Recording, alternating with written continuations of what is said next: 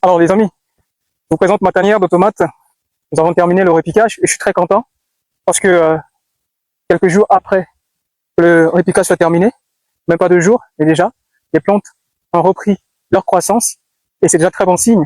Voilà. Et maintenant, juste les opérations de suivi, de gestion, apport d'engrais et surtout traitement.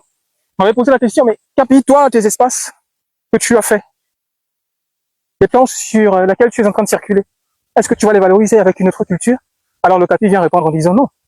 Si je les valorise avec une autre culture, alors les opérations de gestion ne se feront plus de façon efficiente parce que je vais marcher comme ça. Si je mets une culture ici, je vais marcher comme ça. Vous voyez? Donc cet espace, en fait, l'espace que vous voyez a été laissé à dessein comme ça pour nous favoriser en fait quand la circulation, les allées et retours, afin de mieux gérer ces tomates. Voilà. Je n'ai pas fait un petit champ, mais c'est un grand champ avec une densité des plantes suffisamment élevée. Voilà. D'ici jusqu'au fin fond, il y en a plus de 400 pieds de tomates par ligne.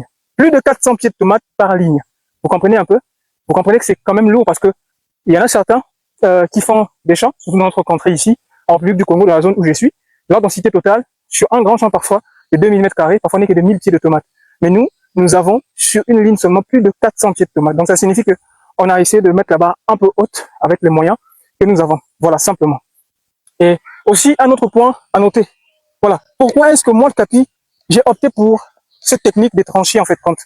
Pourquoi j'ai pas fait mes pockets? Pourquoi j'ai pas fait mes pockets avec mon pocketor? Alors, je disais tantôt que j'ai réalisé une approche en fonction de la saison. Si je suis en saison de pluie, je pense que je réfléchirai un peu avant d'entamer cette technique-là. Et simplement parce que mon objectif, c'est de maintenir l'humidité longtemps dans les tranchées. Et aussi, voilà.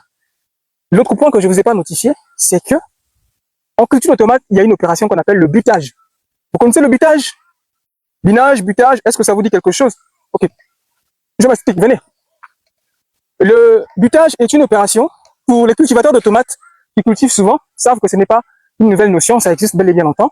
Le butage, en fait, c'est un système, sinon une approche culturelle qui consiste à ramener de la terre au pied de la plante. Par exemple, ici, vous voyez, lorsque ces tomates vont croître un peu, vont développer leur système racinaire, d'accord, pour pouvoir mieux renforcer la vigueur de la plante, souvent on a tendance à ramener de la terre au pied de la plante. Les Camerounais, vous le faites souvent, vous savez de quoi je parle. Donc, étant déjà dans les tranchées, nous avons cette possibilité, en fait, de buter, donc de ramener de la terre, comme ça, avec à l'aide d'une houe, ça peut être, de ramener de la terre dans la tranchée, et de telle sorte, on aura en tout cas une garantie auprès de la moitié de la tige à un certain moment sera recouverte de terre. Et vous savez, quand une tige de tomate est bien recouverte de terre, surtout à 20 cm, voire 30 cm par là, alors la partie couverte de terre va simplement incuber des racines. Et ces racines vont aussi favoriser, en plus des racines qui sont en profondeur, ces nouvelles racines vont aussi contribuer à nourrir la plante. Et quelque part, vous aurez un système végétatif très très vigoureux et aussi une production très consistante. Vous comprenez un peu? Donc ça sera assez simple, un peu comme ça. Vous voyez? Je ramène juste la terre comme ça. Ah, mais c'est pas le moment. C'est pas le moment. Je ramène la terre comme ça. Donc en fonction de l'évolution, je ramène de la terre. Donc il se pourrait même qu'à la fin de la production, que je n'ai plus ces tranchées que vous voyez là, à la fin de la production, il se pourrait que le sol redevienne plate parce qu'on aurait simplement buté. Voilà, on aurait ramené de la terre au pied, en tout cas sur la ligne, pour couvrir les tiges de tomates afin que celles-ci fassent des nouvelles racines. Donc c'est un peu ça aussi mon objectif ici. Bien entendu, tout ceci, je ne l'aurais pas fait si je n'avais pas le système goutte à goutte. Bien entendu, l'innovation, certes, a un prix, mais l'innovation aussi nous permet quand même de franchir un cap. Et croyez-moi que cette densité, je ne l'aurais pas fait si je n'avais pas le système goutte à goutte. Et je suis quand même content d'avoir réalisé en fait cette transition vers un arrosage manuel pour un arrosage totalement autonome. J'augmente mes superficies. Et là encore, c'est rien. Parce que après le déménagement, parce qu'on a dit que ça c'est ma dernière production de tomates ici, et peut-être l'une de mes dernières grandes productions ici. Après, nous allons déménager pour aller vers un site nettement plus grand, plus attrayant. Donc là, les superficies vont notamment s'agrandir. Quand je dis s'agrandir, c'est à l'exponentielle. Et grâce au système goutte à goutte que nous maîtrisons désormais, alors on n'a plus peur de s'engager dans les grandes superficies. La seule crainte seulement, les fonds pour mieux gérer. Sinon, après ça, bon, vous connaissez, l'agriculture a toujours ses réalités. Bref, c'était le capitaine. C'est toujours un plaisir de vous partager mon quotidien. C'est toujours un plaisir de vous montrer l'évolution de ces tomates.